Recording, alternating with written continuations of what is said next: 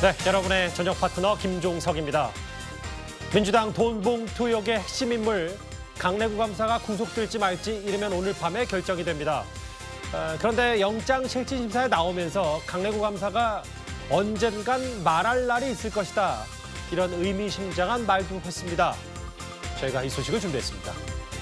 예, 그리고 오늘도 여러분의 댓글 기다립니다. 뉴스탑10 유튜브 생방송에 의미 있는 댓글 남기시면 저희가 소개도 하고 질문도 받아보겠습니다. 멀리 가지 마십시오. 잠시 뒤에 바로 돌아옵니다.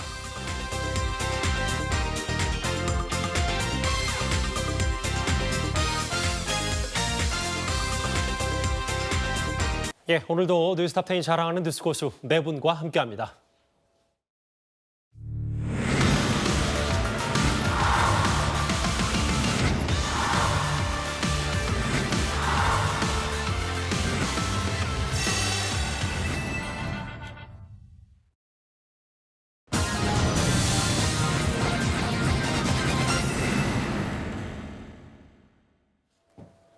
예, 금요일 뉴스탑10은 바로 여기부터입니다. 이번 주말이 이 돈봉투 의혹에 꽤 중요한 나날들이 될 겁니다. 돈봉투 관련해서 내일 밤 송영길 전 대표의 프랑스 현지 기자회견이 예정돼 있고요. 이르면 오늘 밤에 핵심 인물인 강내구 감사의 구속 여부도 결정이 됩니다. 그런데요, 오늘 한동훈 법무부 장관이 마약류 종합대책 당정협의회에 참석하기 위해서 국회를 찾았다가 기자들 앞에 섰습니다. 돈봉투 의혹과 관련된 민주당의 주장에 대해서 이렇게 조목조목 반박을 했습니다.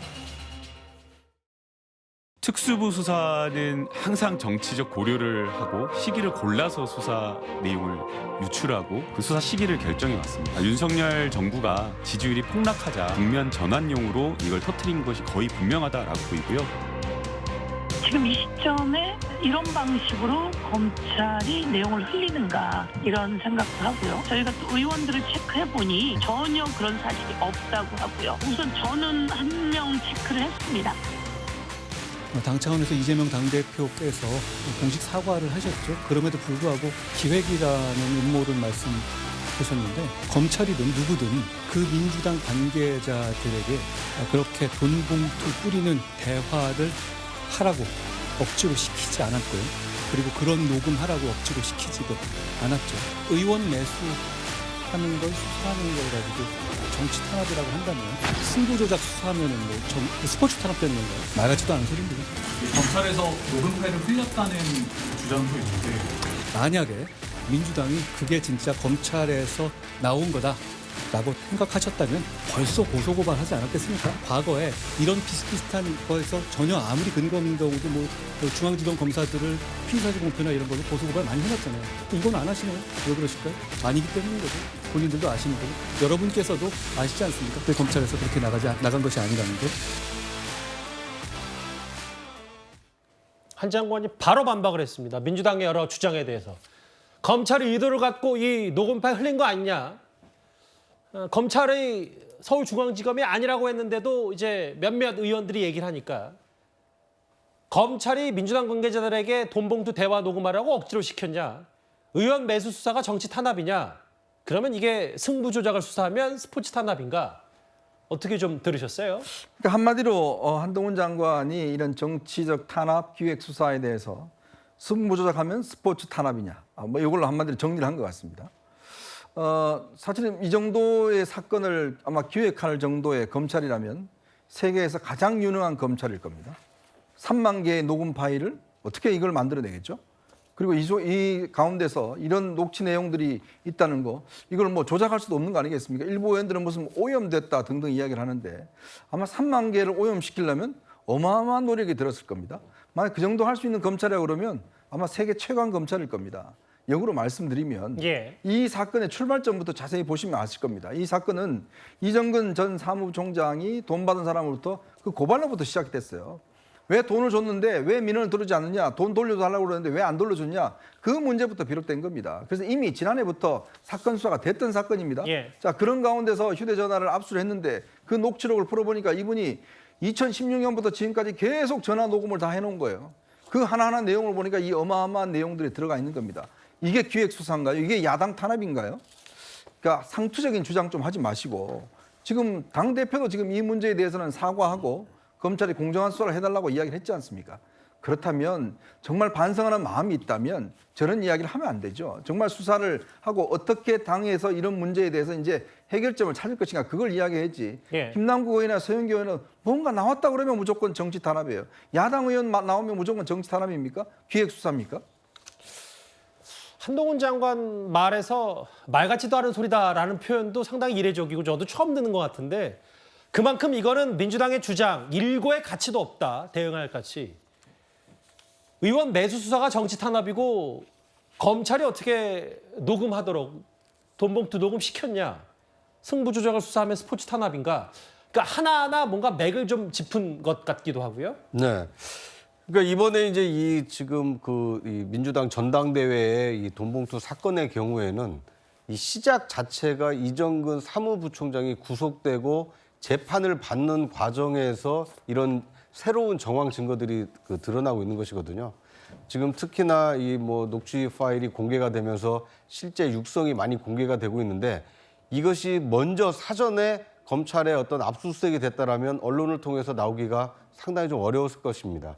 하지만 검찰의 압수수색 이후에 새로운 어떤 전화기가 공개가 됐고 그 안에 담겨 있는 녹취록이 지금 언론을 통해서 보도되다 보니까 검찰로서는 새로운 정황이 계속 언론 보도를 통해서 쏟아져 나오다 보니까 상당히 자신감을 가지고 예. 수사에 임하고 있다 이렇게 볼 수 있을 것 같고요. 한동훈 장관이 이제 그 지점을 좀 정확히 명시를 한 겁니다.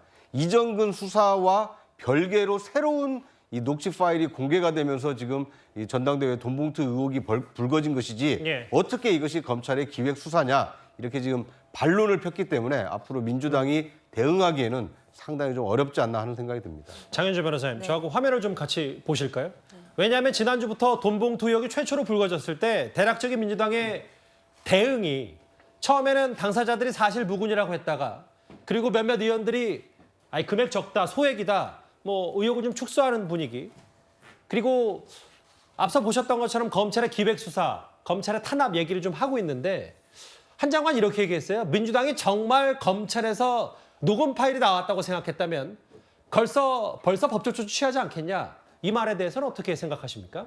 사실 한동훈 장관이 이야기한 것처럼 민주당 당대표가 공식적으로 사과를 하고 입장을 밝힌 바가 있는 의혹입니다. 그렇기 때문에 민주당의 일부 의원들 입에서 기획수사나 금액이 적으니까 괜찮지 않냐라는 취지의 어떤 입장들은 부적절한 발언인 것으로 보이고요. 예. 당을 대표하는 입장이다라고 보기는 어려울 것 같습니다. 당으로서는 당연히 국민들께 사죄드리는 것이고 그리고 이 사안에 대해서 엄중하게 살펴보면서 그리고 송영길 전 대표의 귀국을 지금 촉구하고 있는 상황입니다. 예. 그러면서 함께 별도로 검찰이 정치적인 고려 없이 공정한 수사를 해줄 것도 요청을 해놓은 상태입니다. 예. 그런데 처음에 이 3만 건의 녹취록은 분명히 검찰이 들고 있는 중요한 증거 자료일 텐데 이것이 어떻게 언론을 통해서 하나씩 모두 다 공개가 되느냐에 대해서 예. 합리적으로 검찰 쪽에서 이 녹취록이 나온 것이 아닌가 하는 의심들이 야당 일각에서 있었던 것도 사실입니다. 예. 그러나 그것에 대해서 검찰이 검찰 쪽에서 그 녹취록이 나간 것이 아니다라는 취지로 분명하게 해명을 했기 때문에요.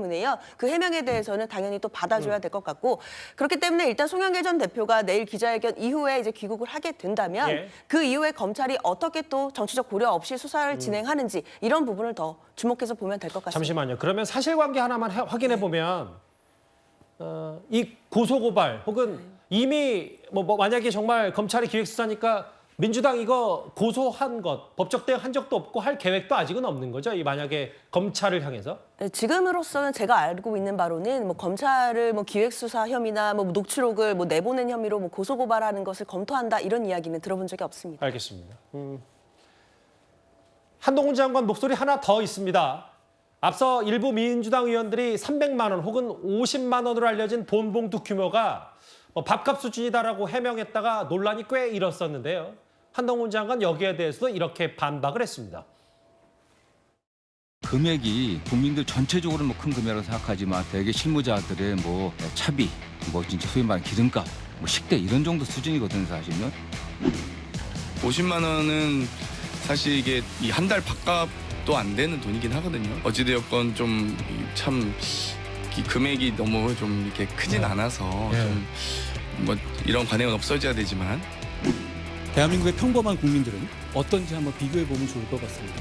지금 말씀하신 것처럼 선거 앞두고 수백만 원씩 돈 뿌린 것이 별로 중요하지 않은 범죄다라는 식으로 말하는 것은 틀린 말이고 한마디로 나같지도 않은 소리다라고 생각합니다. 대한민국의 평범한 국민들은 선거 관련해서 몇십만 원이나 몇만 원 주고 받아도 구속돼서 감옥 가고 받은 돈 50배 토해내야 합니다. 매번 국민의 대표라고 하시잖아요. 그런 황당한 말씀 하시는 분들은 어느 나라 국민을 대표하시는 건지 잘 모르겠습니다. 예, 이 얘기. 오늘 뉴스탑10 첫 출연하신 이재영 위원장께 이 질문을 드릴게요. 네. 국회의원 경험도 있으시니까 실제로 한 장관의 저 반박 어떻게 좀 들으셨습니까? 일단 그 장경태 의원이 한 얘기 관행이라고 얘기했는데 매우 실망스럽고요. 사실 말씀하셨듯이 저도 19대 국회의원을 했는데 예. 저도 수많은 전당대회를 했습니다. 그 누구도 저한테 돈 봉투 가져온 적 없고요. 예. 돈 봉투가 돌고 있다는 소문도 들은 적이 없습니다. 근데 민주당은 딴 나라에 살고 있을지는 모르겠지만 그것이 만약 민주당에서 만연되어 있는 하나의 관행이라고 하면은 불법과 합법을 아예 구분을 못하는 그런 발언이라고 생각을 하고 그다음에 이재명 대표 아까 나왔던 화면 속에서 이재명 대표는 사과를 했는데 왜 의원들은 딴 행동을 하냐 뭐 이런 식으로 말씀을 아까 하셨는데 한동훈 장관이 그랬더라고요. 근데 이재명 대표는 사과를 했지만 저는 아닌 것 같아요. 왜냐하면 사실 정성호 의원이라든지 장경태 의원 같은 경우에는 지금 친명계로 알려져 있잖아요. 예. 그러니까 대표하고 그 측근들이 말이 틀린 앞뒤가 안 맞지 않습니까? 그러면 이재명 대표의 사과는 과연 진정성이 있었는지 그 부분에 대해서도 저는 아닐 수도 있다 이런 생각이 듭니다. 물론 정성호 의원은 바로 다음 날 오전에 논란이 좀 커지니까 사과를 하긴 했었고 기름값, 밥값 빠르는 그랜도 상당히 파장이 컸었습니다. 근데 한동훈 장관이 얘기했던 평범한 국민은 몇만 원 주고받아도 구속이 된다. 다음 화면을 볼게요. 실제로도 제가 며칠 전 뉴스탑10에서도 언급을 했었던 것처럼 과거에 금액 크고 작음을 떠나서 구속된 사례들이 있기 때문에 한 장관 말이 실제로도 팩트로도 좀 확인이 됩니다. 그렇죠. 이게 뭐 돈 봉투나 옛날에 같으면 뭐 고무신 뭐 이런 같은 경우에 뭐 1960년대 같은 경우는 이제 고무신이 아주 밀가루라든지 뭐 이런 것들이 이제 많이 돌아다니는 시대고요. 그 이후에는 이제 돈 봉투 뭐 10,000원권부터 시작해서 이제 요즘은 그래도 꽤 많은 한 20만 원 정도 이렇게 뭐 봉투로 인해서 보통 이 선거하면 지방자치단체장 선거가 있고요. 예. 국회의원 선거가 있고 그다음에 농협 단위의 선거가 있습니다.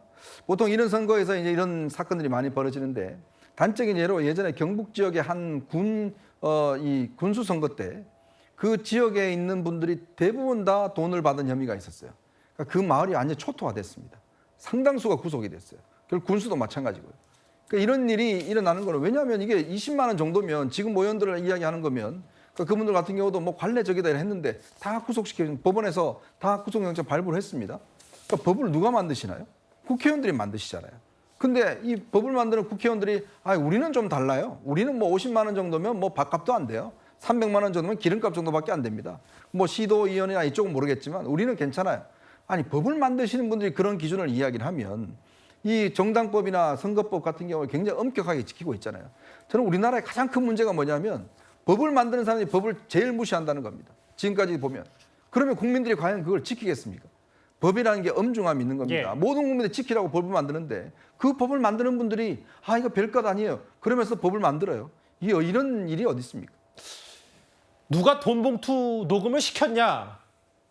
일반 국민들은 몇만 원 주고받아도 구속이 된다. 오늘 한동훈 장관이 여러 민주당의 돈 봉투 의혹 관련 주장에 대해서 이렇게 핵심 내용들을 하나하나 얘기를 했거든요. 그리고 오늘 오전에는 돈 봉투 의혹의 핵심 인물 가운데 하나인 강래구 감사가 영장 실질 심사를 받았습니다. 이번 돈 봉투 의혹 수사의 첫 번째 분수령이 될 것 같습니다.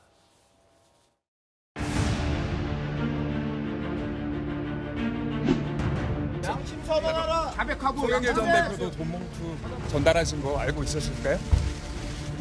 누구 지시 받아서 마련하신 거예요? 녹취록 공개됐는데 할 말 없으실까요? 녹취록에서 송영길 전 대표가 처리했다는 게. 언젠가는 말할 날이 있겠죠. 오늘은 성실히 받겠습니다. 감사합니다. 양심 선언하세요.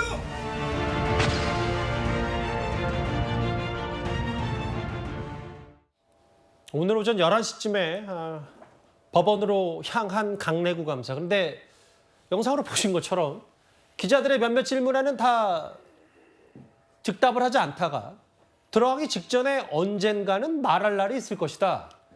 저 실제로 보셨을 거 아니에요? 어떻게 좀 받아들이셨어요?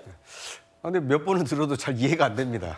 그러니까 지금 이제 굉장히 구체적인 혐의를 받고 있고 예. 지금 이제 영장 실질 심사를 받으러 가는데 오히려 이런 때일수록 만약에 본인이 억울하다라면 자신의 억울한 점을 국민 앞에서 소명을 하고 만약에 그런 이 죄를 뭐 저지른 것이 사실이라면 그 죄에 대해서 국민들에게 사과하고 이 재판부에게 선처를 호소하고 그러니까 나중에가 아니라 사실 오늘 말씀을 하시는 것이 가장 중요한 타이밍인데 오늘은 아무런 말씀도 안 하시고 언젠간이라는 굉장히 불확실한 미래를 지금 그 얘기를 하셨는데 이제 여기까지는 뭐 강내구 이 그 감사협회장의 이제 얘기를 그대로 받아들이다는 전제에서 말씀드린 거고요.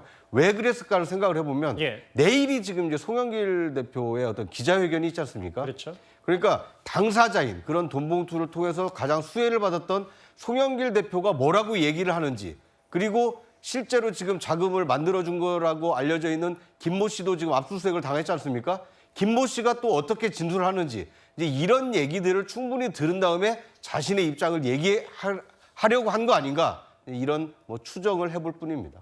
언젠가는 말할 날이 있을 것이다. 근데 왜 이 말에 저희가 조금 더 주목을 하냐면 어제 저희 뉴스탑10에서도 전해드리길 또 다른 핵심 인물인 이정근 전 사무부총장 측의 변호인이 민주당의 손절 혹은 꼬리 자르기에 배신감을 느끼고 있다 이런 발언을 했기 때문에 이게 뭔가 좀 포개어지는 느낌도 좀 들고요. 어떻게 판단하십니까? 그러니까 아마 강내구 감사 지금 이제 사표를 냈다고 하더라고요.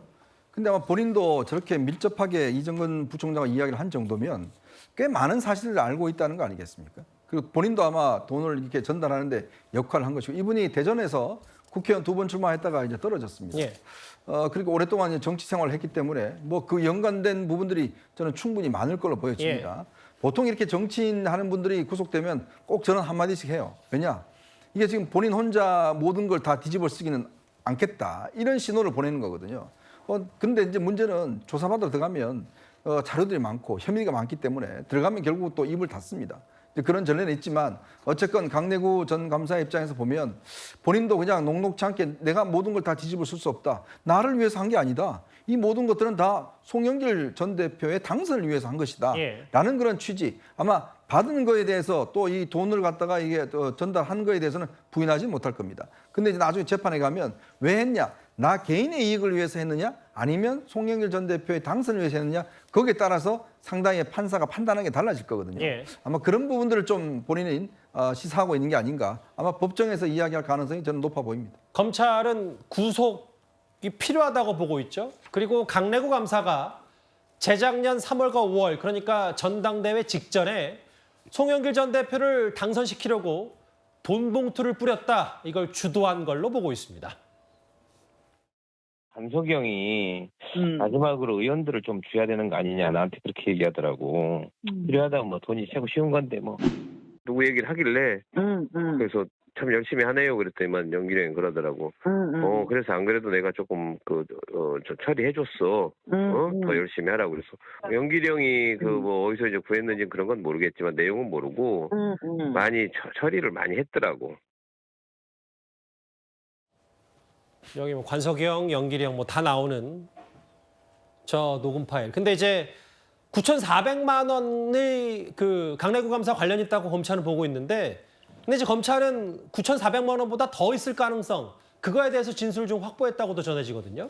그렇습니다. 뭐 어떤 진술이나 구체적으로 어떤 정황이 밝혀졌는지까지는 아직까지는 알 수 없는 상황이긴 한데요.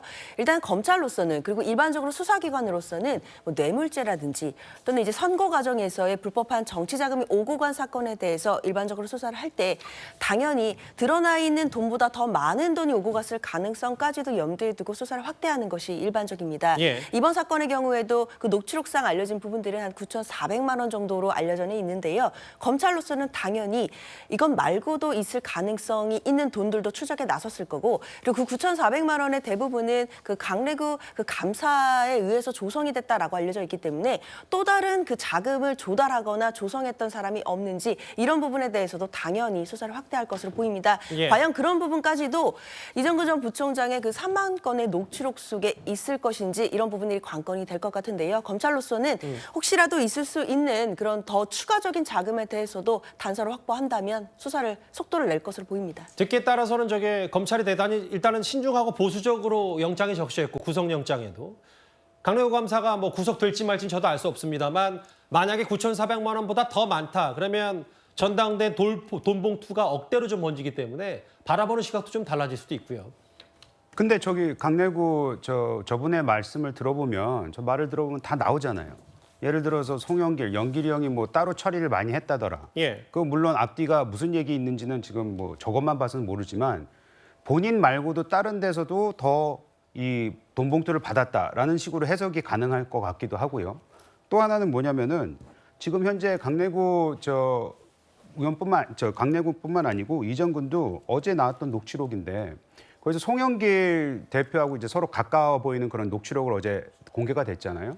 거기서 그 이정근이 그런 말합니다. 말미에. 그러면 내가 알아서 잘 처리를 할게. 예. 라고 하면서 무슨 조직을 만든다고 하거든요. 거기에 이제 돈을 많이 썼다는 이유고 거기에 대해서 출처에 대해서는 뭐 얘기는 안 했지만 상당히 많은 사람들이 얘기가 나올 수도 있고 또 강래구가 들어가면서 아까 한 얘기 있죠. 언젠간 감사가 언젠간 말할 기회가 있을 수도 있다. 근데 그 언젠간 말할 수 있다가 물론 아까 해석하신 대로 나 좀 살려줘 아니면 나 혼자 죽지 않겠다라는 얘기도 있을 수 있지만 예. 내가 알고 있는 다른 거에 대한 건도 나는 말할 수 있다. 뭐 이렇게 또 해석이 가능하기 때문에 지금 너무나 많은 가능성이 있기 때문에 어떻다라고 얘기는 할 수 없지만은 예. 일단 9,400만 원 요거 나온 거는 아까 말씀하신 대로 좀 보수적인 것 같고 충분히 이건 더 파이가 커질 수 있는 그런 상황, 게이트라고 저는 생각하고 있습니다. 화면을 저하고 좀 같이 보겠습니다. 구속 위기에 놓인 강래구 감사. 가장 최근이 이제 한국수자원공사 상임감사. 그리고 2017년 문재인 후보의 정무특보. 근데 이제 대전이 주로 지역구였고 뭐 2번 국회의원 선거나 혹은 뭐 동구 출마 낙선했었는데 이장우 후보에게 둘 다 떨어졌고 근데 어쨌든 민주당 내에서는 꽤 오랜 경험이 있기 때문에 주변에 아는 사람들이 꽤 많다고 하더라고요. 그렇습니다. 이 강래구 감사 이제 뭐 공기업 감사라고 알려져 있으니까 이제 정치권과 약간 거리가 있어 보이지만 실제 이분은 대통합민주신당에서는 이 조직국장을 지냈고 통합민주당에서는 청년국장을 지냈고요. 2014년 새정치민주연합에서는 조직부총장을 지낸 어떻게 보면 당뇨 출신입니다. 그러니까 민주당의 뿌리가 깊은 당뇨를 오랫동안 지냈고 예. 국회의원에 2번 출마했다가 이제 낙선한 이후에 3번째 도전을 앞두고 있는 2019년에 묘하게 수자원공사 이제 상임감사로 취임을 합니다. 예. 그러니까 만약에 상임감사를 안 갔으면 총선에 한 번 더 나올 기회가 있었거든요. 예. 그런데 이분을 누가 왜 어떤 이유로 상임감사로 보냈을까? 이것도 앞으로 이제 좀 그 검찰의 수사를 통해서 밝혀질 대목이고요. 예. 오랫동안 당뇨를 하다 보니까 민주당의 국회의원 또는 원외위원장들과 굉장히 긴밀한 관계를 가지고 있고 했던 일이 조직국장, 청년국장이라는 전국 단위 선거를 치르는데 굉장히 잘 해박한 지식을 갖고 있었기 때문에 당시 송영길 후보가 사실상의 어떤 전국 조직을 이끄는 실무 책임자로 강래구 상임감사를 활용한 것이 아닌가 뭐 이런 관측이 가능할 것 같습니다. 오늘 오후에 이 강래구 한국수자원공 상임감사 이 상임감사 자리에서 면직이 됐습니다. 오늘 오전에 영장 실질 심사가 있었고 오후에 알려지기로는 면직 절차가 밟았습니다. 그리고 또 하나가 있습니다. 어제 저희가 녹음 알려드렸던 돈봉투 의혹의 스폰서로 지목된 사업가 김모 씨 어제 오늘 여러 언론과 인터뷰를 하면서 본인은 이것과 직접 관련이 없다 해명을 하고 있는데요. 근데 이제 검찰이 보고 있는 의심하고 있는 부분 중에 하나가 이 스폰서로 지목된 사업가 김모 씨에게 강래구 감사가 일주일 전에 전화를 걸어왔다. 이정근 통화 녹음 파일에 내 이름이 등장한다더라. 나는 전혀 모르는 사실이다. 이렇게 뭐 여러 가지 얘기를 했다는데 미리 전화해서 본인 얘기를 했다. 이걸 좀 회유 정황으로도 좀 보고 있는 겁니까?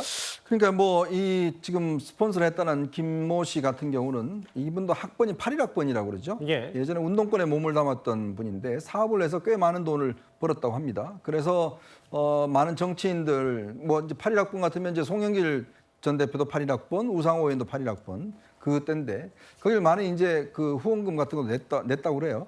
아마 이제 그쪽 분야에서는 이분이 돈이 많은 분이고 또 이렇게 잘 정치인 후원도 한다. 이런 것 때문에 아마 이정근 씨가 접근을 했다. 이렇게 본인은 설명을 하고 있습니다.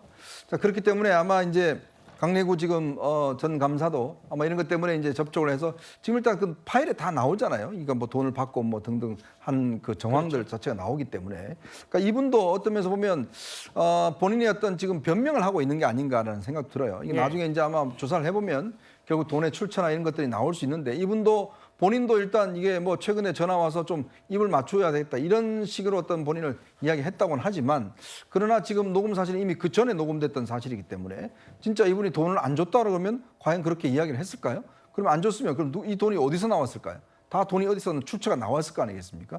이건 아마 좀 더 검찰이나 경찰에서 조사를 해보면 저는 뭐 진실이 밝혀질 거라 봅니다. 뭐 강내구 씨에 대해서 증거인멸 정황도 있다. 혹은 앞서 좀 만나봤던 것처럼 회유 정황도 있다. 여러 가지 것들에 대해서 검찰은 구속 수사를 해야 된다 이런 입장이고 이번 돈봉투 의혹의 핵심 인물 강내구 감사는 오늘 영장실질심사로 들어가기 전에 나중에라도 언젠간 말할 기회가 있을 것이다. 이런 의미심장한 얘기를 했습니다. 첫 번째 주제는 여기까지입니다. 이제 민주당 내부 얘기도 해보겠습니다.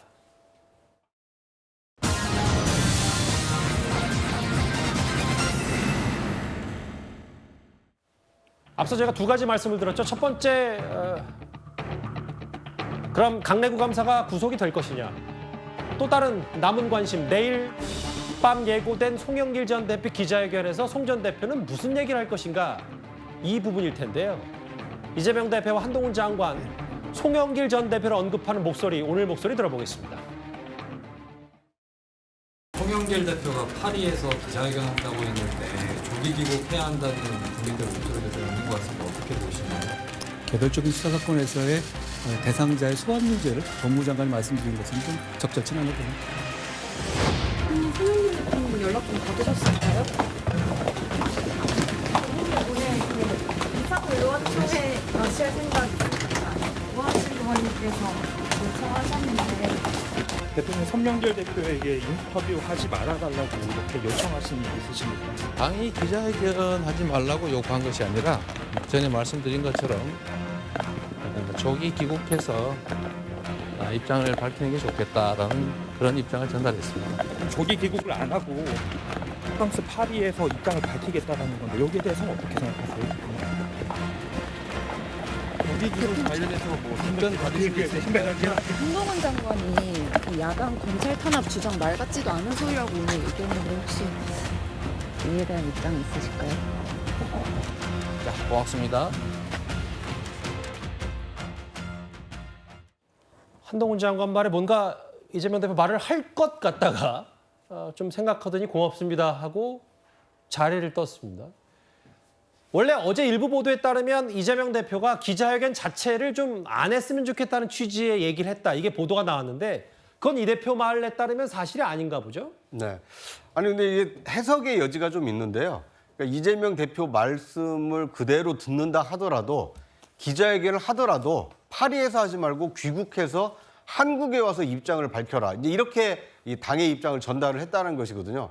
그러니까 송영길 대표가 만약 내일 파리에서 기자회견을 할 때는 송영길 대표 개인적 판단에 따라서 얼마든지 그 자신의 입장을 변호하기 위해서 여러 가지 얘기를 할 수 있는 거 아닙니까? 하지만 지금 이재명 대표 얘기는 개인적으로 그렇게 기자회견에서 입장을 밝히지 말고 일단 한국에 들어와서 들어온 다음에 입장을 밝혀라. 그런데 이제 그 중간에 당과 얼마든지 상의하거나 조율할 수 있는 이 시간적 룸이 있기 때문에 아마 이재명 대표로서는 파리에서 단독으로 기자회견 한 것보다는 민주당 입장에서는 일단 송 대표가 조기에 귀국을 해서 한국에서 그 기자들에게 자신의 입장을 밝히는 것이 더 좋지 않겠나. 이렇게 약간의 좀 미묘한 좀 입장 차이가 있어 보입니다. 시간이 조금 여유가 있으니까 들어와서 기자회견도 듣지 않은데 뭐 이런저런 얘기를 통상적으로 이 대표가 했을 것이다. 그러니까 이제 민주당 입장에서 보면 왜 굳이 이틀, 3일이라는 시간을 두고 토요일에 파리에서 기자회견을 하는 걸까? 차라리 그 시간이면 충분히 한국행 비행기를 타고 들어와서 한국에서 한국 기자들과 충분히 그 기자회견을 해도 될 텐데 이제 이런 약간의 그러니까 혼자 기자회견을 한다라고 보면 어떤 얘기를 어떻게 할지 모르기 때문에 굉장히 불안하기 때문에 차라리 한국에 들어와서 민주당과 함께 이 입장을 밝히는 것이 좋지 않겠나. 이제 이런 이재명 대표의 입장이 좀 반영됐다 이렇게 볼 수 있을 것 같습니다. 그러면 어제 오늘 보도와 이재명 대표의 설명을 종합해 보면 내일 밤 11시에 송영길 전 대표 기자회견을 하겠는데요. 하고 나서 조기 귀국은 할 수밖에 없는 구조 아니냐. 왜냐하면 어제 민주당 의원총회에서 여러 의원들의 압박이 있었기 때문에. 근데 들어온 다음에 뭐 탈당 얘기까지 나오고 어떻게 좀 뭐 관측을 하시겠습니까? 뭐 일단은 송영길 전 대표가 매우 비겁한 정치인의 모습을 보여주는 거 아니겠습니까? 여당의 당대표 출신이에요. 일단은 이 지난주에 이 녹취록 파일들이 그 경유를 떠나서 어떻게 나왔는지를 떠나서 이만큼 나왔으면 가장 먼저 했어야 되는 것이 죄송합니다부터 나왔어야 되는 거잖아요. 근데 무슨 개인의 일탈이다 이것부터 시작을 해서 변명부터 시작을 하셨는데 지금 현재 국민이 원하는 거는 당신이 관련이 돼 있는지 없는지는 그 수사를 지켜보겠고 정치적으로서 도의적 책임을 다하라 이 얘기 아니겠습니까? 그러려면은 국민 앞에 와서 당당하게 서서 해야죠. 그걸 왜 파리에서 합니까? 그것도 일주일이나 넘게 지금 며칠이나 지났는데 그런 의미에서 아마 송영길 대표에 대해서 전 대표에 대해서 국민뿐만 아니고 민주당 내부에서도 불만이 많이 나오는 것 같고요. 그 누구도 일단 최소한 뭐 민주당 내에서는 어떤 논의가 되고 있는지는 모르겠지만 송영길 대표 전 대표의 탈당 여부가 중요한 게 아닙니다. 지금은. 탈당을 하든지 말든지 그건 본인이 알아서 해야 되는 거고요.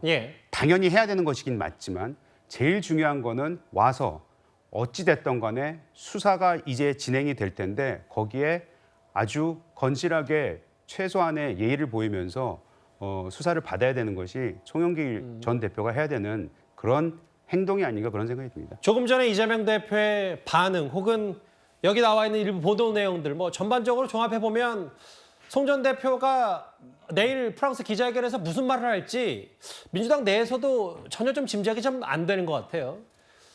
당과 상의한 다음에 입장 밝히는 게 어떠냐 했는데 일단 뭐 기자회견을 한다고 했고 조율 안 된 메시지가 나올 수 있을지 지금 모두 민주당에서는 송 전 대표 입만 바라볼 수밖에 없는 상황입니다. 그런데요 오늘 아침에 송영길 전 대표의 40년 지기 운동권 친구인 우상호 의원이 한 라디오 방송에서 이런 말을 했습니다.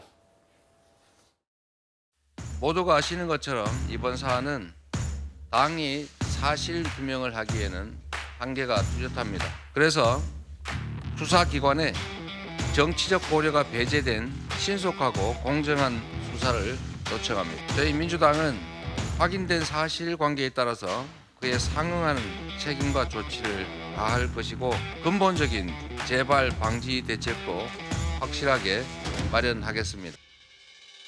송영길 대표로 귀국하라고 요구하는 것은 당이 조사할 수 없기 때문에 본인이 와서 당에 보고해달라 이런 취지이기 때문에 그걸 거절하기는 굉장히 어렵죠. 아니, 진상조사를 위해서 귀국하라는 것이지 왜 귀국하라고 합니까? 당 구성원의 잘못이 확인되고 나서 사후 조치를 취해야지 큰 소리가 난다고 그래서 다 무조건 나가라 하는 것은 정당이 해야 할 태도는 아닙니다.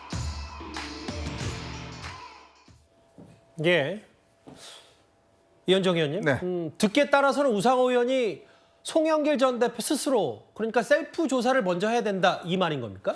근데요, 지금 이미 이게 형사 사건에 대해서 수사가 되고 있는데 아마 주요한 그 핵심 인물인 송영길 전 대표가 와서 어떻게 조사를 한다는 거죠? 그러니까 이게 어떤 면에서 보면 말 맞추기 조사일 수밖에 없습니다. 왜냐?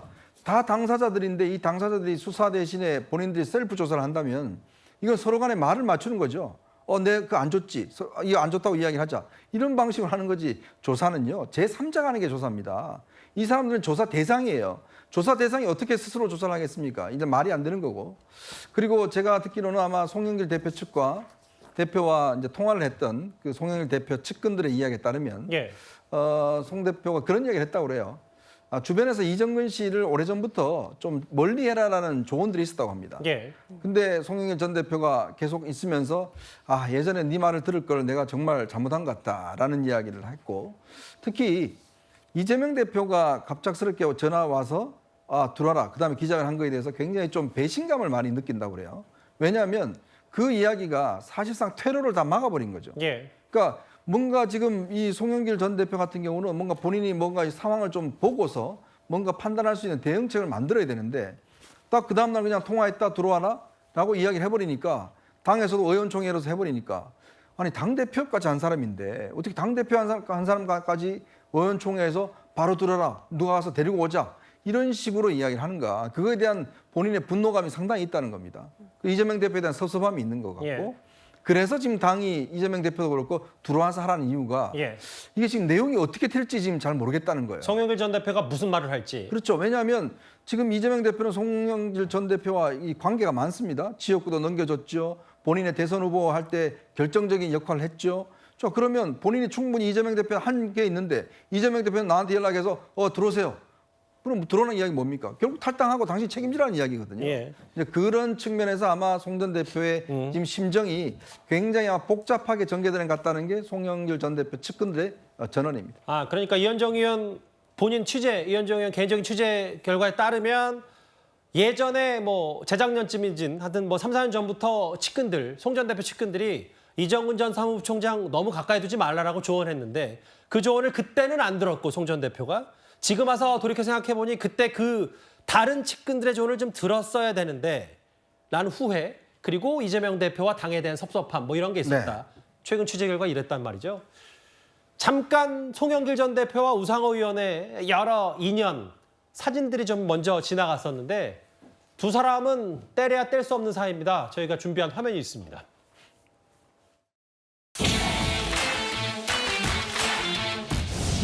우리 송영길 후보는 민주화 운동가이고 인천에서 노동운동을 했던 노동운동가입니다.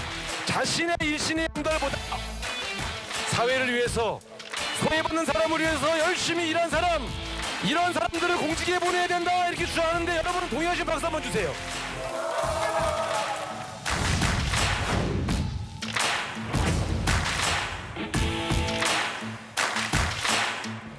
국민권익위원회 173명 국회의원 부동산 거래에 관한 전수조사를 맡겼습니다. 수사기관과 사법기관의 무협의 결정이 나올 때까지 탈당 조치 등 엄격한 집행을 하겠습니다. 정치인에게 출당이라는 것은 엄청난 형벌인데 굉장히 큰 징계 아니겠습니까? 본인의 소명을 받지 않고 이렇게 결정할 수가 있는가?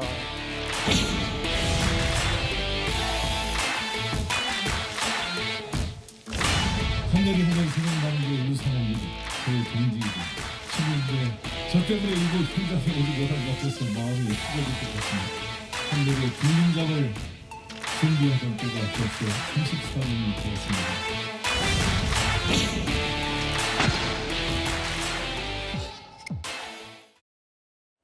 화면 저희가 보고 왔고요. 뭐 우상호 의원이 정치 하루 이틀 한 것도 아니고 뭐 두 사람의 끈끈한 인연 때문에 저는 송영길 전 대표를 감쌌다고 생각하지는 않습니다만, 근데 이제 법적인 부분은 좀 따로 살펴봐야 되는 게, 그렇다고 지금 검찰의 공정한 수사를 이재명 대표가 기대한다, 바란다고 말한 이 와중에 마치 듣기에 따라서는 송 전 대표가 와서 본인 소명하고 셀프 조사한다는 주장은 앞뒤가 좀 맞지 않는 건 아닌지라는 해석이 좀 있거든요. 우상호 의원이 그런 내용을 모르고 했을 발언은 아니니까요. 당연히 이것은 형사 절차가 진행되고 있고 검찰이 수사를 하고 있기 때문에 개인이 그 혐의의 대상자가 본인이 셀프로 조사를 해서 해명을 한다라고 해서 수사기관의 수사를 벗어날 수 있는 것은 당연히 아닙니다. 다만 우상호 의원이 저런 이야기를 한 취지는, 예전에 송영길 전 대표가 대표 시절 부동산 투기 의혹으로 우상호 의원이 출당 조치가 됐을 때 영상에서도 나왔지만 본인의 소명도 듣지 않고 이런 징계를 하는 게 어딨냐라는 토론을 했었거든요. 마찬가지로 이번 건에 대해서도 적어도 본인의 소명이라든지 본인이 나름대로 알아봐서 본인의 해명을 들어야 조치를 할 수 있는 거 아니냐라는 원론적인 입장으로 봐야 될 것 같습니다. 다만 저런 발언이 국민들이 들으시기에는 민주당이 이번 의혹을 뭔가 좀 간단히 생각하는 것은 아니냐라는 또 오해를 불러올 수 있기 때문에 현재 시점에서는 좀 부적절해 보이고요. 지금으로서는 당대표가 이야기한 것처럼 검찰이 정치적 고려 없는 공정한 수사를 해줄 것으로 믿고 하루빨리 이 수사가 진행이 돼서 사실관계가 밝혀지는 것, 그리고 그 와중에서 또 송영길 전 대표에 대한 거취 문제라든가, 그리고 녹취록에서 실제 육성이 나왔던 윤관석 의원이나 이성만 의원에 대한 어떤 징계 여부에 대해서도 당이 좀 신속히 결정해야 될 것으로 보입니다. 예. 그리고요, 민주당 내부 얘기를 하나 더 전해드리면 여전히 민주당 몇몇 의원들의 현실 인식에 대해서 민주당 내부에서조차 비판 목소리가 계속해서 나옵니다. 그 목소리도 이어서 들어보겠습니다. 3만 개의 파일이든 뭐 30만 개의 파일이든 적어도 나올 것이 나왔다. 다 나왔다 이렇게 생각합니다. 그래서 그렇게 특별히 그것에 대해서 걱정할 필요는 없고, 다만 현재 불거진 이 돈봉투 건은 우리 당이 엄중하게 원칙과 기준을 갖고 처리한다는 것을 국민께 보여드려야 됩니다. 저는 녹취록에 현역 의원의 이름이 담겼을 리가 없다 이렇게 보고 있고요. 암시만 되어 있는 거지 현역 의원의 이름이 명시적으로 있지는 않죠. 원내 지역위원장들이 만든 돈을 현역 의원들이 나눠 썼다? 더불어민주당 그런 당 아니라고 생각합니다. 그래서 현역 의원들에게 돈 봉투를 나눠줬다는 설을 저는 좀 믿기가 어려워요. 그런 관행이 없어진 지 오래됐거든요. 특히 이 박범계 의원의 이 말이요. 그 박범계 의원이 최근에 원내대표 출마하겠다라고 선언까지 했는데 3만 개든 녹음 파일이 30만 개든 적어도 나올 건 다 나왔다. 특별히 걱정할 필요 없다는 취지의 발언은 좀 어떻게 해석을 좀 하셨어요? 너무 빨리 튀어나온 말이죠. 지금 사실은 몇 개 안 나왔지만 저희가 생각하는 건 뭐냐면 더 수많은 사건과 연루되어 있는, 아니면 또 다른 사건과 연루되어 있을 수 있는 새로운 증언들이 나올 것으로 기대하는 분들도 굉장히 많거든요. 박범계 의원은 뭐 과거의 발언들을 보면은 저분이 어떤 생각을 하시고 발언을 하는지에 대해서 궁금할 점이 많았는데 이번 발언은 너무 섣불리 하신 것 같다는 생각이 좀 들고요. 그리고 우상호 의원은 아까 그 우상호 의원이 얘기했던 부분과 지금 이 부분을 좀 엮어서 말씀을 드리고 싶은데 저는 우상호 의원이 그 송 전 대표에 대해서 그 했던 발언이 그거는 친구로서 했다고 생각을 합니다. 친구로서 했다는 얘기로 들리는데 아마 그 우상호 의원은 이재명 대표를 보면서 아마 본인의 친구인 송 전 대표가 불쌍하다고 생각했을 수도 있을 것 같아요. 왜냐면은 이재명 대표가 너무나도 송 대표한테 아까 얘기했던 여러 가지 혜택을 받았음에도 불구하고 본인은 알고 있었으면서도 모른 척하고 송영길을 자른다. 그리고 본인이 그렇게 몇 년 전에 잘린 적이 있었기 때문에, 출당당한 적이 있기 때문에 아마 그 얘기를 했던 것 같고, 다만 여기 지역위원장들이 만든 돈 현역 의원들이 나눠 쓰는 당 아니야 뭐 이렇게 발언하셨잖아요. 우상호 의원이요. 우상호 의원이 녹취록에 다른 의원들 얘기가 나오지 않았을 거다 뭐 이렇게 얘기를 하시는데 그것도 섣부른 발언이고, 또 아까 우리가 처음에 시작했을 때 그 관행 얘기하면서 뭐 몇백만 원은 쉽게 쓰고 50만 원도 큰 돈이 아니다 뭐 이런 밥값 수준이다 뭐 정확히 이렇게 얘기했었죠. 그 의원들이 그런 얘기를 했잖아요. 그 얘기를 한 이유가 뭐겠습니까? 관행대로 받아왔다는 얘기들을 본인 스스로 인정을 한 거잖아요. 근데 우상호 의원이 여기 나와서 우리 의원들은 받았을 리가 없다 이렇게 얘기를 하는 것 자체가 모순이라고 생각합니다. 알겠습니다. 근데 이런 것 같아요. 저희도 모르고 뭐 그 녹음 파일을 갖고 있는 언론사도 잘 모를 거고 검찰도 잘 모를 거예요. 왜냐하면 아직 수사가 완벽히 끝난 게 아니니까. 근데 이제 박범계 의원이 30만 개든 뭐 적어도 나올 건 다 나왔다. 특별히 결정할 필요 없다라는 게 듣기에 따라서는 너무 현실인식이 좀 잘못된 거 아니냐는 비판도 좀 동시에 있는 것 같거든요. 그렇습니다. 좀 다소 감싸는 것처럼 보이는 그런 또 발언이라고 볼 수 있겠는데요. 사실 민주당으로서는 그 지도부가 보여줬던 그 입장, 그러니까 국민께 납작 엎드려서 사죄드리고, 그리고 국민들이 보시기에 정말 처절하게 반성하고 있구나 싶을 정도로 엎드려서 사죄드리고, 이 부분에 대해서 어떻게 하면 근본적으로 재발을 방지할 수 있을지를 그 대책들을 마련하고 또 징계하고 이런 부분들을 보여드려야 됩니다. 그리고 나서 국민들께서 저런 말씀을 하셔야 되는 것. 국민들께서 민주당 은 돈을 나눠 쓰는 당이 아니다. 특별히 걱정할 필요 없겠다. 이런 얘기는 국민들께서 해주셔야 되는 이야기지 민주당 내부에서 나올 이야기는 아닌 것 같습니다. 그리고 적어도 이 의혹이 아직도 수사가 진행 중인 것이고 지금 의혹의 초입 단계에 지금 들어서 있다라고 평가되는 시점에서 저런 이야기들이 나오는 것 자체는 국민들께도 오히려 불신을 초래하는 그런 지름길이 아닌가라는 생각이 듭니다. 박범계 의원의 말까지 한번 저희가 분석을 해봤거든요.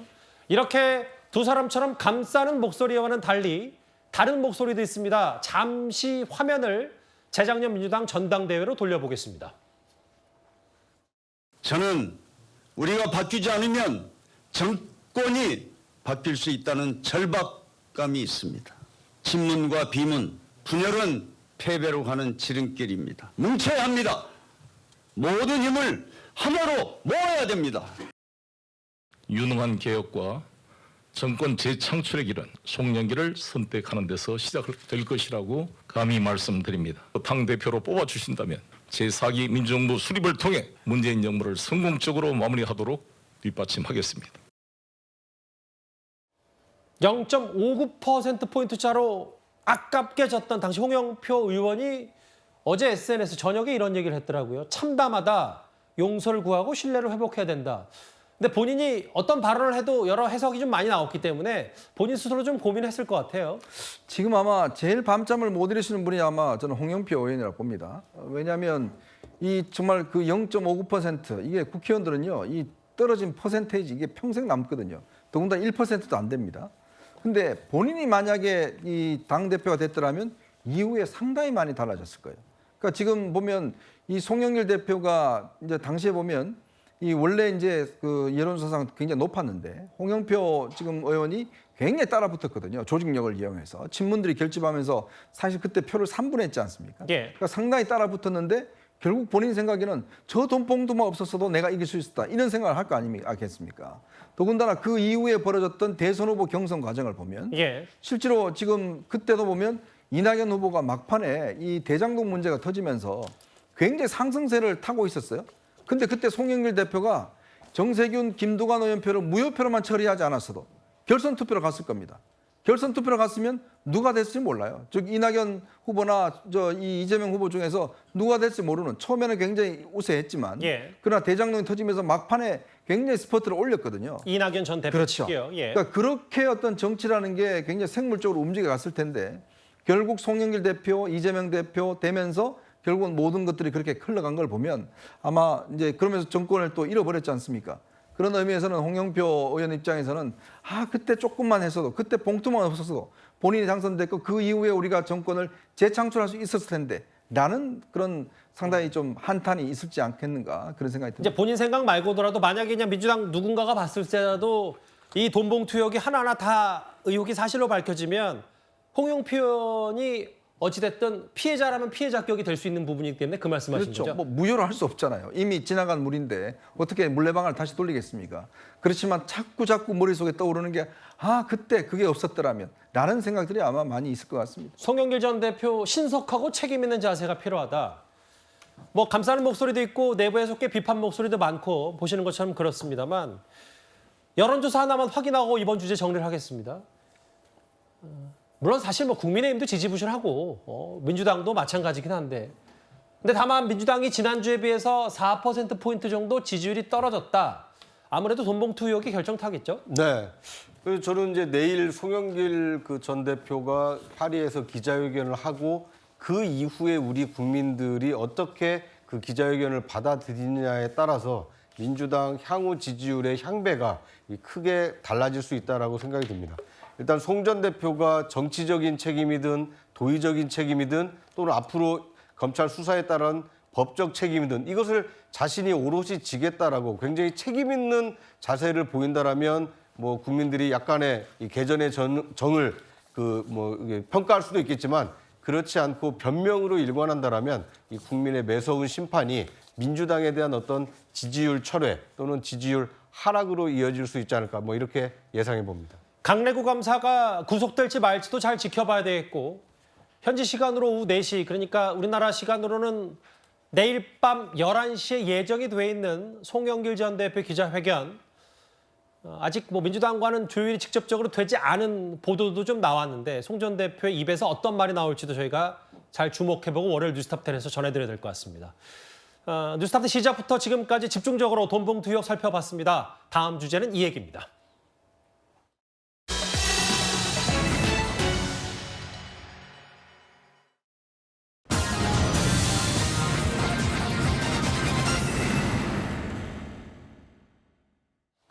예, 저희가 준비한 2위가 나왔고요. 지금부터는 전세 사기 사건 짚어보겠습니다. 피해자들의 구제 대책, 이 정부의 움직임과는 별개로 이른바 전세 황제로 불리는 남모 씨의 전방위적 로비 행태도 좀 들여다봐야 합니다. 화면부터 만나보겠습니다.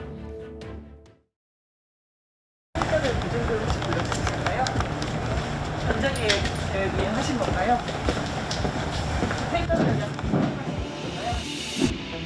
오늘 법정에서 어떤 부분 소명을 줬을까요? 세입자들 보증금 어떻게 돌려주실 생각이신가요? 견제 계획 있으실까요?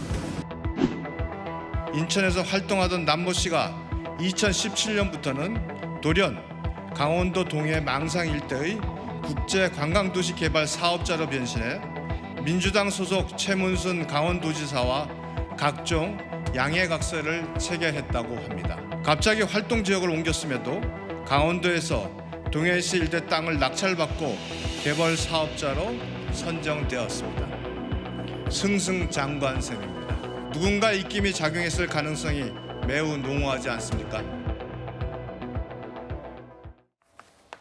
지금 여당이 배후로 의심하는 부분 그리고 일부 언론 보도를 저희가 하나하나 살펴볼 텐데 물론 조심스럽습니다. 당사자들은 전면 부인하고 있기 때문에 다만 2년 전에 전세항제 남모 씨가 당시 최문순 강원도지사에서 동해 망상지구 투자 양화각서를 체결했던 저 사진 그리고 같은 해 봄에 야당의 김혜재 의원에게 상을 준 부분 뭐 이런 부분 때문에 여당에서는 그 야당 쪽과 유착 의혹, 뭐 배후 의혹을 좀 제기한 것 같더라고요. 그러니까 이 전세 사기의 미추홀 그 전세 사기 주범이었던 이 남모 씨가 인천 지역에서 이제 건설업체를 운영하기도 하고 또 무슨 이 무슨 협회 같은 거 운영하기도 하고요. 또 무슨 한글 수호 무슨 그 협회도 운영하기도 하고 꽤 사회 활동들이 많았던 분으로 알려지고 있습니다. 근데 이분이 인천에서 주로 이 빌라를 짓고 이거를 이제 또 분양하고 뭐 등등 이렇게 했었는데 갑자기 강원도 지역의 동해 개발에 나섭니다. 망상 1지구 개발 사업을 하는데요. 이게 처음으로 이게 이철규 의원이 이걸 사무총장이 이야기를 했지 않습니까? 있다고. 이철규 의원의 지역이 동해예요. 예. 이제 그렇다 보니 그 지역이 아마 현재 사정들을 잘 알아서 이 문제를 지적한 것 같은데 인천에 사업하시는 분이 이 망상지구도 보니까 꽤 규모가 큰 사업이었습니다. 당시 최문순 지사가 이 사업체를 선정을 했는데 당시에 이 사업체가 이게 규모가 큰 업체가 이 사업들을 어떻게 할 것이냐 이걸 하니까 그 자금 조달을 임대 사업이나 이런 것들을 등등으로 해서 얻는 수익으로 한다 이렇게 이야기를 했어요. 그래서 당시에 강원도 의회가 이걸로 지금 할 수 있나라는 의문도 제기하기도 했습니다. 예. 그런데 지금 이제 이 여당이 제기하는 의문을 보면 원희룡 장관이나 제기하는 의혹을 보면 아니 인천에서 사업하던 분이 왜 강원도 지역에 가서 이런 사업들 이게 사실은 뭐 대장동 사업하고 비슷한 측면도 있습니다. 이런 사업들을 수주할 수 있었을까? 여당의 주장이죠. 그렇죠. 동해시의 대장동 사업이다 이렇게 그러면 예. 이거는 뭔가 누가 소개를 시켜준 거 아닌가? 그래서 이제 지금 제기되는 의혹이 이 야권의 유력한 정치인, 고위 정치인이 이 관계를 소개시켜준 정황이 있다. 그래서 경찰에서 수사를 해달라 이 요구를 했습니다. 예. 그렇다 보니까 즉 최문순 지사가 왜 일면식도 없는 인천 지역 사업자를 이 동해 지역의 사업자로 선정했는지 그리고 이 사람은 이걸 선정하기 앞서서 누구의 소개를 받아서 이렇게 했는 것인지 바로 이 부분을 지금 오늘부터 경찰이 내사에 들어갔습니다. 이제 본격 수사에 들어가려면 조금 더 시간이 걸릴 텐데 어찌됐건 조선일보 보도에 따르면 이 동해시 망상지구 사업비가 대략 6천억 규모 정도 되는데 이거를 지난번에 낙찰을 받고 선정이 됐다. 그러니까 인천에서 주로 이 전세 사업을 했던 이른바 전세항제가 왜 갑자기 강원도로까지 진출해서 이렇게 큰 규모의 사업을 따냈냐. 중간에 인천이 지역구인 야당의 유력 정치인이 연결고리 역할을 했다. 이게 지금 여당의 의심인 거고요. 그렇습니다. 그러니까 지금 이제 그 경찰이 지금 수사를 하게 되면 최문순 지사와 이 남모 씨의 이 매개고리가 혹시 누가 있는 거 아닌가. 이것을 아마 밝혀내는 것이 핵심이 될 것 같습니다. 왜냐하면 최문순 지사가 이제 3선 강원도지사를 했는데 재선에서 3선으로 넘어가기 직전에 이 남모 씨가 동해시 일대 땅 약 54만 평을 143억 원에 낙찰을 받았다는 겁니다. 예. 그리고 최문순 지사가 3선에 성공한 이후에 이 망상지구 개발 사업자로 이 남모 씨의 회사를 선정을 했다는 겁니다. 그러니까 망상지구를 남모 씨가 사실상 이제 어느 정도 이 사업을 할 수 있게 그 인허가권을 쥐고 있는 그 최문순 지사가 해준 건데 예. 어떻게 해서 이 남모 씨가 이 강원도에서 사업을 할 수 있게 됐느냐. 예. 이 배경에 대해서 지금 여당에서는 상당히 의구심을 가지고 있고 그 의구심 중에 하나가 인천에 있는 유력 정치인이 이 최문순 지사에게 이 남모 씨를 소개해 준 거 아니냐. 이것이 지금 의혹의 핵심이기 때문에 앞으로 어떤 경찰이나 또는 검찰 수사를 통해서 이 과정이 밝혀진다라면 이것이 또 새로운 의혹 사건으로 번질 가능성이 있다 이렇게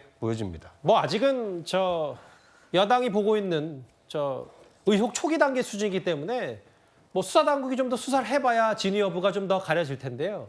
근데 박성민 비서관님, 이 의혹의 당사자 최문순 전 지사가 오늘 오후에 입장을 하나 냈는데 전혀 사실이 아니고 뭐 이 관련 보도에 대해서도 법적 조치까지 검토하겠다, 뭐 강하게 좀 반발이 하고 있고 사실이 아니라고 얘기를 하고 있네요. 그러니까 말씀하신 대로 이게 의혹 제기만 됐을 뿐이지 이것이 사실이라고 볼 만한 근거가 충족되었다고 보기는 어려울 것 같습니다. 그리고 더 중요한 것은요. 지금 이 얘기가 왜 나왔냐 시작해보면 시작은 전세 사기 범죄에 대해서 얘기가 나온 거거든요. 그렇다면 저는 지금 여당에서 야당 정치인 배우설을 제기하면서 뭔가 정치적인 공격을 할 때가 아니라 중요한 건 범죄가 일어났고 범죄 예방 대책을 마련하는 것과 동시에 피해자들을 위한 구제 대책을 마련하는 게 급선무입니다. 그게 1번이다. 그런데 그러니까 통상적으로 그렇지 않나요? 범죄가 일어났다고 하더라도 뭔가 범인이 왜 이 범죄를 저질렀냐라고 분석하는 것은 사실 부차적인 것이고 피해자의 회복은 어떻게 할 것인지 유사한 범죄가 일어나지 않으려면 어떤 정책을, 대책을 마련해야 되는가 여기에 힘을 쏟아야 되는데 저는 이것이 되려 전세 사기 피해자들이 지금 극단적 선택을 하고 있는 상황에서 그리고 앞으로 좀 더 예상되는 범죄의 규모가 꽤 있다는 점에서 정치권이 써야 할 에너지, 한정된 에너지를 꼭 필요한 데 쓰지 않고 오히려 정쟁에만 쓰는 것이 아닌가 싶어서 이 논란의 시발점이 상당히 우려스럽습니다. 본인 무관하다고 했습니다. 법적 조치 취할 거다. 그런데 국민의힘은 사실 며칠 전부터 특히 이철규 사무총장이 여러 차례 전세 황제의 배후에는 인천이 지역구인 민주당의 유력 정치인이 있다 이렇게 주장을 했었습니다. 원희룡 장관은 어제 특별수사까지 하고 있다고 말했었습니다. 이건 거대한 힘이 없으면 안 되는 일인데 어떻게 장기간 동안 이 수많은 피해자들에게 이런 사기 행각을 하면서도 수사망을, 법망을 피해가지고 여기까지 올 수 있었겠는가. 그 배후에 특정 정치인이 있었다는 이야기가 있었고 또 그 정황을 지역의 이해 당사자들이 제보를 했고요. 그 정황을 제보한 상황을 갖다가 저 역시도 직접 들은 바도 있고 그 정황을 목격한 바도 있다 이런 말씀입니다. 당정회의하면서 백브리핑하는 과정에 이게 유력 정치인이 개입이 됐다 이런 기자들 질문이 있더라고요. 싸게 매입을 해서 이걸 가지고 사기를 치는 건데 여기에 정치권이 개입할 여력이 뭐가 있는 거죠? 건축왕이라는 남모 씨 범죄자입니다. 사기 가해자인데요. 이 사람이 다른 지역에 가서 투자 사업을 실제로 벌렸습니다. 그 과정에서 고위 정치인들이 청탁과 압력을 가했다라는 제보들이 있기 때문에 특별 수사를 하고 있는 걸로 알고 있고요. 앞서 박성민 비서관님 말씀 맞아요. 박성민 비서관 말 맞아요. 왜냐하면 그렇죠. 지금 1번이 피해자 구제 대책 급선무인데 그것도 그거고 동시에 또 국토부나 정부 차원에서는 누가 배후에 있는지도 좀 들여다보긴 해야 되니까. 근데 어제 국토부 장관까지 저런 얘기를 할 정도면 정부 여당이 어느 정도 정말 누가 배후에 있는 정치를 특정하고 좀 움직였다고 봐야 되는 거 아닙니까? 그거는 아직 나온 얘기가 없으니까 제가 뭐라고 말씀드릴 수는 없지만 근데 지금 피해자들의 이 안타까운 상황을 정부가 손 놓고 있지 않습니다. 아시지만 대통령이 직접 개입을 하셔서 경매 중단됐습니다. 그리고 지금 선매수 후 구상권에 대한 얘기는 여러 가지 법적 조치가 있기 때문에 그거에 대해서도 지금 활발하게 논의가 되고 있고요. 어떻게 해서든지 지금 안타까운 상황에 처해 있는 우리 피해자들을 위해서 그분들을 어떻게 구제할 수 있는지에 대해서는 당정협의뿐만 아니고 여러 측면에서 저희가 노력을 하고 있기 때문에 그걸 안 하고 지금 이 정치적인 문제만 얘기하면 문제가 되겠지만 절대적으로 하고 있고요. 그리고 이분들의 억울함을 풀어줘야 되지 않겠습니까? 억울함을 풀어주는 것은 그럼 왜 이런 일이 생겨났느냐에 대해서 들여다볼 수밖에 없겠죠. 근데 그 안에서 이 남모 씨라는 사람이 나타난 거예요. 그리고 이 남모 씨라는 분이 불법적으로 행위를 했고 또 그 이후에 그냥 사라진 게 아니고 아까도 여러 번 말씀을 하셨지만 뜬금없이 인천에서 강원도로 갔단 말입니다. 그리고 저희가 2008년 금융위기 이후에 여러 가지로 부동산 개발이라든지 건설을 하려면은 충분한 자금이 있어야 되는 것을 보여주고만 가능해요. 민간에서도 그렇고 공공기관에서도 그렇습니다. 예. 근데 여기 나오는 얘기를 들어보면 무슨 깡통 회사한테 6,700억 거의 7천억 원에 되는 그런 회사 그 사업권을 줬다는 거 아닙니까? 누가 봐도 이거는 누군가 중간에서 힘을 썼다. 정치적으로 힘을 쓴 게 아닌가 그런 게 보이는 거고 그럼 당연히 그 당시에 강원도 지사였던 아니 본인이 활동했던 그 남모씨가 활동했던 인천에 누군가가 소개시켜주지 않았을까? 그리고 그 당시에 여당이 누구였습니까? 예. 민주당 아니었습니까? 지금 이 부동산 이 피해자 이분들이 왜 생겨납니까? 예. 그 당시에 있었던 여러 가지 부동산의 잘못된 정책 때문에 일어나는 거 아닌가요? 그렇기 때문에 저는 동시다발적으로 이거를 들여다봐야 된다고 생각합니다. 뭐 돈 없는 깡통회사에서 6,700만 원 어떻게 수주했냐 이거는 일부 보도 내용이니까 아직은 정확히 확인된 사안은 아니고 그러니까 그 회사 재무 구조까지 확인을 한 다음에 아까 이 위원장께서 말씀하셨던 그 부분까지 이제 수사당국이 들여다봐야 되겠죠. 어제 국회 국토교통위원회 여기에서 야당 의원들과 원희룡 국토부 장관의 공방도 이어서 들어보겠습니다. 장관님, 오늘 아침에도 국민의힘 당정회의 때 보니까 전 정부 탓만 말씀하시던데 부동산에 대해서 그렇게 자신 없으면 다시 민주당에 정부 돌려주시죠. 전 정부의 책임이 없다고 하지 않겠습니다만은 새 정부가 출범한 지 벌써 1년이 됐는데 전 정부 탓을 하는 건 너무 무책임하다고 느끼시거든요. 원인 제공자가 갑자기 해결사를 자체해서는 받아들이기가 곤란하지 않을까? 최소한의 양심은 있어야 되지 않을까? 이렇게 생각합니다. 집값 폭등, 전세값 폭등, 그리고 이 전세값을 폭등시킨 것은 임대차 시장에 당시에 충격을 줬던 무리한 입법들과 그리고 이 선심 정책성 보증금에 대한 무제한 대출 이런 게 되다 보니까 사기꾼들에게 먹잇감을 던져준 거죠. 그리고 아무런 대책과 경고음 없이 방치해 온 것이 2년 지나서 지금 터지고 있는 거라고 저희는 보고 있습니다. 보증금 반환 채권도 매입하고 주택도 매입해라 이겁니까? 뭘로요? 그렇게 하는 경우가 있고 무슨 돈을 가지고? 주택을 살 수도 있고 무슨 돈을 가지고 어느 금액에? 아니 좋습니다. 어느 금액에?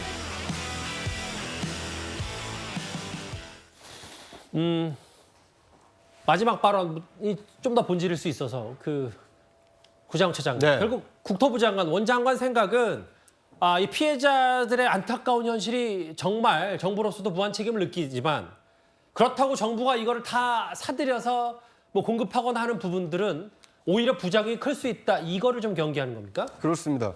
그러니까 이제 피해를 당한 그 사기 피해자들의 그 안타까운 사연은 굉장히 안타깝지만 이런 사건이 벌어질 때마다 이것을 공공기금을 활용해서 매입을 해준다라면 예. 제2, 제3의 어떤 사기 피해가 벌어질 개연성이 있기 때문에 이제 원칙론을 지금 원희룡 지사는 얘기를 한 것 같고요. 아마 이제 그런데 하루가 지나면서 다시 이제 새로운 어떤 그 피해 구제책을 좀 마련을 한 것 같습니다. 그러니까 공공주택을 매입을 해서 그 주택 안정을 기할 수 있는 이 주택 도시 기금이 있기 때문에 그 기금의 일부를 활용을 하면 사기 피해자들이 당장 집도 잃고 살 집도 쫓겨나는 이런 상황은 좀 피할 수 있지 않겠는가. 이제 이런 후속 대책이 지금 각 부처마다 나오고 있기 때문에 예. 어제는 이제 뭐 그 원칙론을 좀 고수를 했습니다만 그 이후에 LH공사라든지 다른 기관의 다른 기금을 통해서 구제할 수 있는 방안 이런 것에 대한 이 논의를 하고 있다 이렇게 볼 수 있을 것 같습니다. 예. 그러니까 이게 전향적인 입장을 국토부 장관이 어떻게 보면 보여준 거예요. 우리가 방금 영상에서 본 것처럼 굉장한 설전이 오갔지만 이제 정부 입장이 좀 바뀐 거 아니겠습니까? 적극적으로 피해 구제에 나서겠다는 거죠. 실제로 그동안 전세 사기 이 범죄에 대한 그 정부의 대책이 좀 미흡하다는 평가가 많았습니다. 예를 들면 그 전세 사기 피해 임차인들을 위해서 버팀목 대출을 해준다고 했었거든요. 그런데 이것은 보증금의 20%는 또 자력으로 마련을 해야 합니다. 실제로 집 잃고 보증금 돌려받지 못한 특히 젊은 층들 입장에서는 경제적으로 이 대출이 도움이 되지 않는 경우도 꽤 있었을 것이고 부담이 되는 경우도 있었을 겁니다. 그뿐만 아니라 이제 긴급 주거 지원을 해준다고 정부에서 이야기를 했었는데 이번에 인천의 사례를 보면요. 3%밖에 이용률이 되지 않습니다. 그러니까 사실 경매 중지가 이제 피해자들이 이야기했던 가장 우선적인 조치이고 더 나아가서는 정부가 이 집이 넘어가지 않도록 우선권을 주거나 아니면 직접 구매를 해서 애초에 집 자체에서 나가지 않게 해주는 이런 긴급한 조치가 필요한 상황이기 때문에 예. 일종의 결단을 했다고 볼 수 있겠습니다. 예. 사회적 문제로 쟁점으로까지 번진 전세 사기 사건, 뭐 배후 의혹과 현실 얘기까지 하나하나 만나봤습니다. 다음 주제는 이 얘기입니다.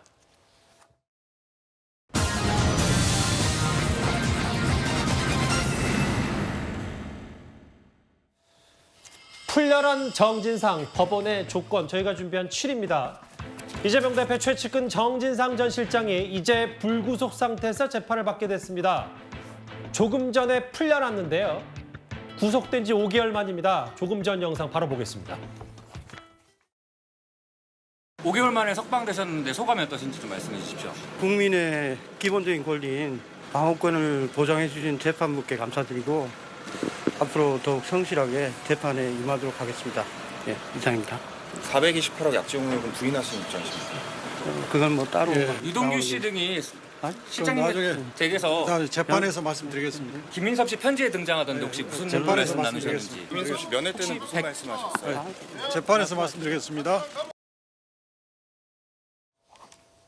재판부에 감사를 드린다. 첫 번째 질문에 답 매고는 변호인이 질문을 받고 일단 집으로 돌아갔습니다. 구속된 지 5개월 만에 풀려난 정 전 실장인데 재판부가 그 정 전 실장을 석방하면서도 여러 가지 좀 많은 조건들을 좀 깐깐하게 달았더라고요. 그렇죠. 원래 1심이 이제 6개월 안에 끝나지 않으면 자동으로 이제 석방이 되게 돼 있습니다. 그래서 지금 5개월째 지금 복역을 하고 있다가 이제 검찰에서는 반대를 했지만 법원 입장에서 볼 때는 지금 이미 이제 1심 만료 기간이 다 돼가고 또 지금 오늘 굉장히 까다로운 조건들을 많이 내걸었어요. 일단 이 보석금도 5천만 원 내야 되고 그다음에 주거지역도 한정이 됩니다. 그리고 관련자들하고 일체 연락을 못 하겠습니다. 그리고 또 뭐냐면 전자팔찌까지 지금 끼게 돼 있거든요. 그러니까 위치 추적까지 한다는 이야기죠. 만약에 나가서 뭐 SNS나 뭐 등등을 통해서 뭐 관련자들하고 뭐 이 소통을 할 경우에 바로 이 보석 조건에서 어긋나는 것이 되는 거거든요.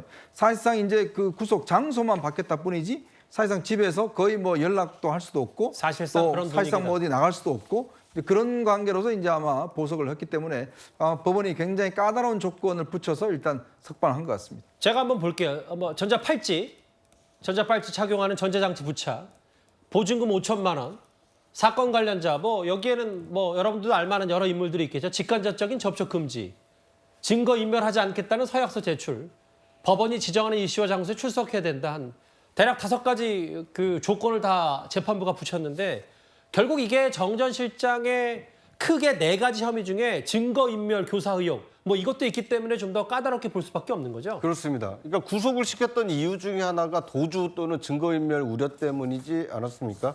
그런데 재판부가 이 보석을 결정하면서 뭐 도주에 대한 우려는 첫 번째 법원이 지정하는 일시와 장소에 출석해라라는 것과 이 실시간 위치 추적이 가능한 전자장치를 부착함으로써 이 도주 우려를 좀 상쇄시키려고 했던 것 같고요.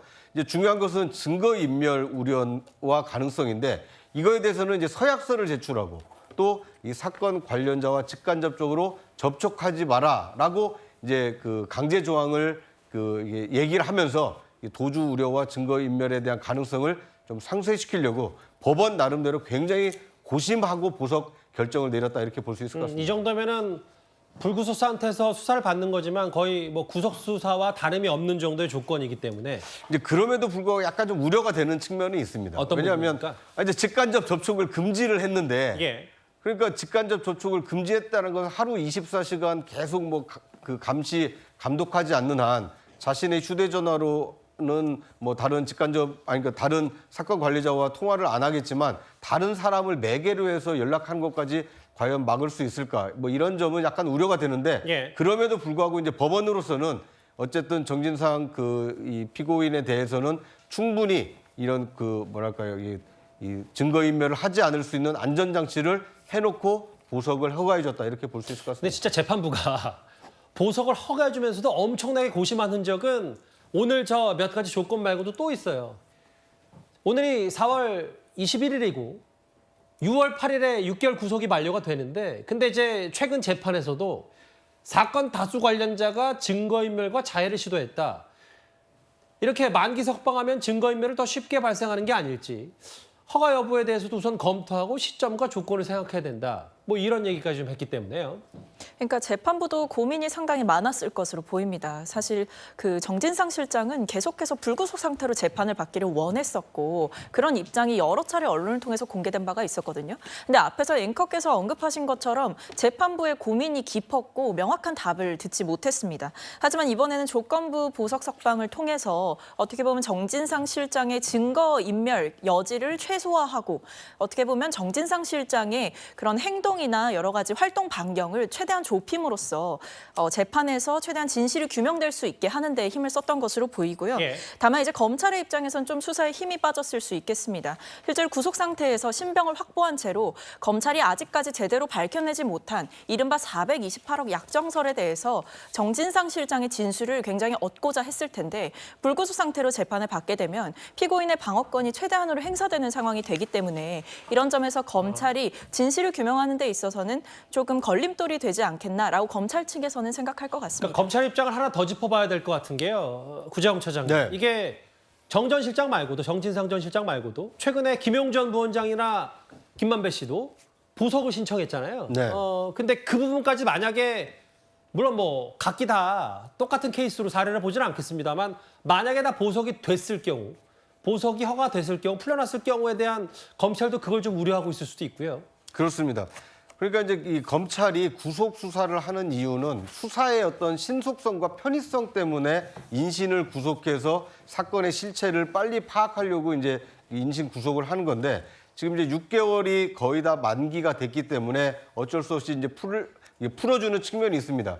그러니까 수사를 해서 범죄 혐의를 입증해야 되는 이 검찰 입장에서 보면 상당히 이제 시간에 쫓기고 앞으로 이 수사를 할 수 있는 여건이 좀 나빠진다 이렇게 볼 수 있을 것 같고요. 그럼에도 불구하고 형사소송법이 정한 절차에 따라서 핵심 피의자라 하더라도 이 그 구속 만료 기간에 앞서서 보석으로든 아니면 구속 만료 기간이 지나서 법적으로 이제 풀어줄 수밖에 없는 상황이 됐다. 뭐 이렇게 볼 수 있을 것 같습니다. 저 화면입니다. 저 화면. 5달 만입니다. 이재명 대표의 최측근, 베일에 쌓여있는 가장 핵심 인물로 불렸던 정진상 전 실장이 5개월 만에 풀려났습니다. 이제 불구속 상태에서 본인 뇌물 관련 여러 혐의에 대해서 재판을 받게 됐습니다. 오늘 오후 영상까지 한번 만나봤고요. 예, 여기까지 정리하겠습니다. 다음 주제는 용산 대통령실 둘러싼 공방으로 넘어가야 할 것 같습니다.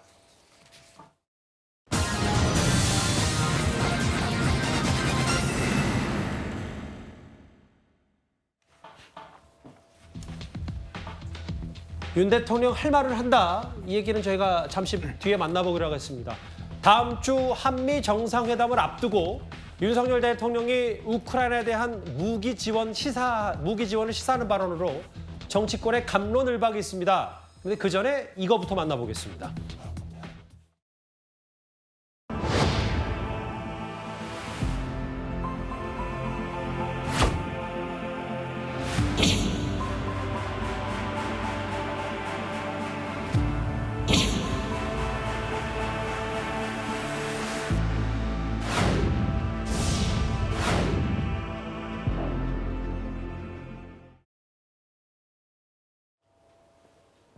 뉴욕 타임스퀘어에 한국 전쟁, 6.25 전쟁 영웅들이 좀 송출이 되고 했는데 이게 결국 한미 정상회담 앞두고 여러 한미의 동맹 그리고 군사 동맹 이런 걸 좀 홍보하기 위해서입니까? 그렇죠. 한미 동맹이 이제 70주년을 맞이하는데요.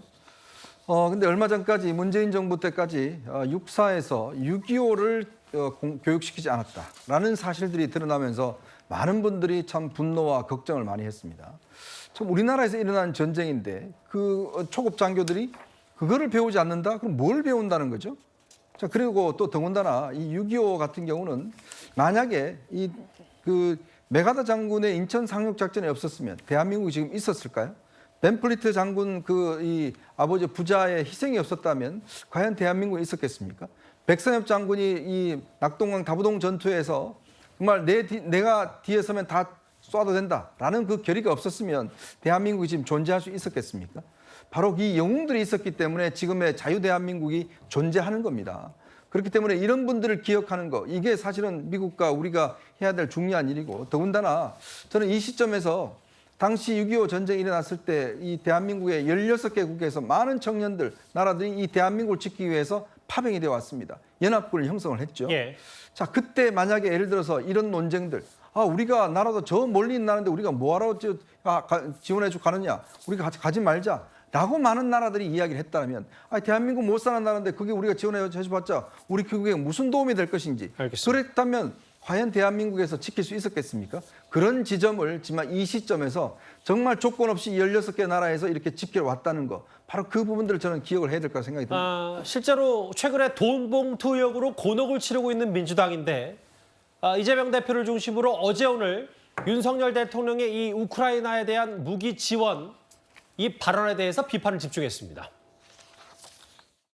우리는 우크라이나에 대해서 늘 인도적인 그런 평화적인 지원을 국제사회와 연대해서 해왔고 살상 무기라든가 이런 것은 공급한 사실이 없습니다만은 어디까지나 우리 주권의 문제이고 그리고 우리는 세계 모든 나라들 러시아를 포함해서 다 평화적이고 좋은 관계를 유지하려고 노력하고 있다는 사실은 알아주셨으면 합니다.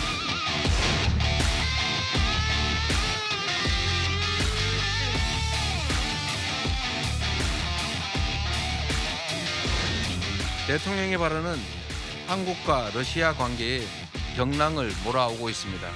크렘린궁은 전쟁 개입이라며 강하게 반발했고 러시아 최고위 인사는 북한에 대한 최신 무기 공급까지 언급했습니다.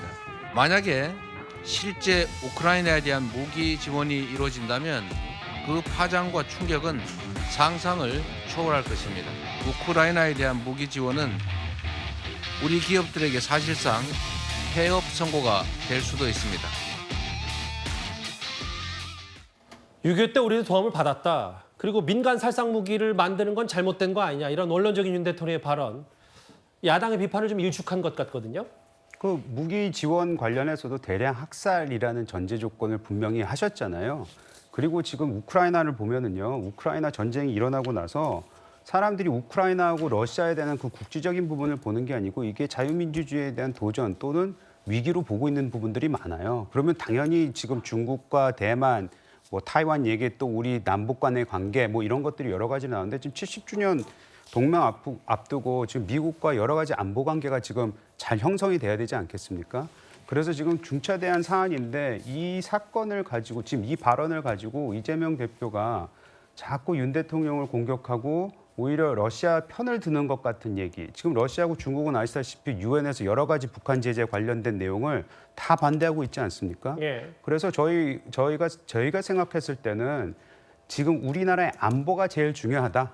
그 부분에 있어서도 이런 공조가 세계적인 공조, 글로벌한 공조가 중요하기 때문에 이 발언을 이렇게 사용하는 거는 이재명 대표 또는 민주당이야말로 돈봉투 사건에 그거를 바꾸려고 하는 게 아닌가 그런 생각이 듭니다. 자유주의 국가들도 이미 지금 다 러시아에 눈치 보지 않고 우크라이나 다 지원해주고 있다. 오늘 일부 언론에서 이런 그래픽까지 만들어서 저희가 인용을 해봤는데 그럼에도 이재명 대표는 이걸 너무 섣부르게 윤 대통령 독단적으로 추진한 거 아니냐 이런 얘기까지 어제 오늘 꽤 많이 얘기를 하더라고요. 그러니까 윤석열 대통령의 발언이 결국에는 대한민국을 안보 리스크뿐만 아니라 경제 리스크까지 빠지게 했다라고 비판을 할 수밖에 없습니다. 왜냐하면 실제로 러시아와 중국의 그 반응을 보게 되면요. 러시아 같은 경우에는 전쟁 개입이다라고 반발하면서 북한에 새로운 무기를 공급하는 방향까지 이야기를 합니다. 예. 결과적으로 윤석열 대통령의 발언은 그 취지가 어떠했든 간에 한미 정상회담이라는 굉장히 민감한 외교적 이벤트를 앞두고 중국과 러시아를 자극하는 발언을 했다. 그리고 그것은 결국에 한반도에 어떠한 외교적 이익도 가져다 두지 못한다는 것을 이렇게 좀 증명하게 되는 것 같습니다. 알겠습니다. 미국 한미 국빈 방문, 한미 정상회담 앞두고 여러 공방이 있는 얘기를 저희가 길지 않게 만나봤습니다. 지금까지 들은 여러분들의 목소리를 만나볼 차례입니다. 첫 번째 댓글입니다. 언젠간 말할 날이 있다고 그 할 말 지금 말하면 되죠. 강래구 감사 말씀하신 것 같고요. 예. 사과에서 끝이면 법은 왜 있냐 이런 말씀도 해주셨습니다. 송영길 전 대표 기자회견 시간이 내일 밤이다. 모두가 잠든 뒤에 하려고 이렇게 비판하셨고요. 예. 이 와중에 국민의힘 지지율은 안 오르는 게 희한하다 이런 말씀도 하셨습니다. 마지막 보겠습니다. 반성과 쇄신이 없다. 양당 모두 따끔한 쓴소리까지 오늘 댓글 5개 모두 감사드립니다. 이제부터는 사건 사고 소식입니다.